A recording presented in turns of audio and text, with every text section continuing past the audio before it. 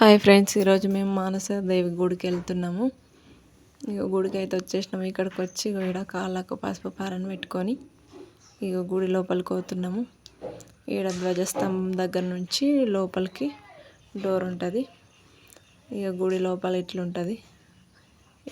ఇట్లా ఫస్ట్ ఏమో వినాయకుడు, సీతారాముల గుడి, తర్వాత మానస అమ్మవారు, తర్వాత ఈ స్వయంభూ లక్ష్మీదేవి ఉంటుంది.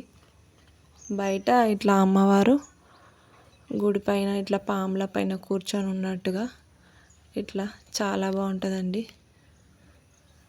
చూడ్డానికైతే చాలా బాగుంది. ఇక ఇటు సైడ్ నుంచి వెళ్ళి ఇటు గుడి లోపల నుంచి బయటకు వచ్చే డోర్ ఇది. ఇట్లా బయటకు వచ్చిన తర్వాత ఇటు లెఫ్ట్ సైడు ఇక్కడ శివుడు, నంది ఉంటాయి.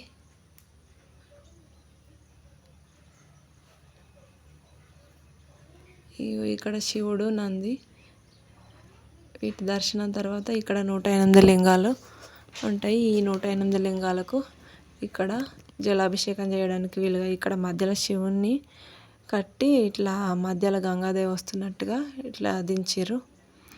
ఇట్లా 108 లింగాలకు అభిషేకం చేసి నెత్తిపైన నీళ్ళు చల్లుకొని వచ్చి ఇక్కడ మానస అమ్మవారికి ముడుపు కట్టాలంటే ఇట్లా రెడ్ కలర్ బట్టల్లో కట్టాలి.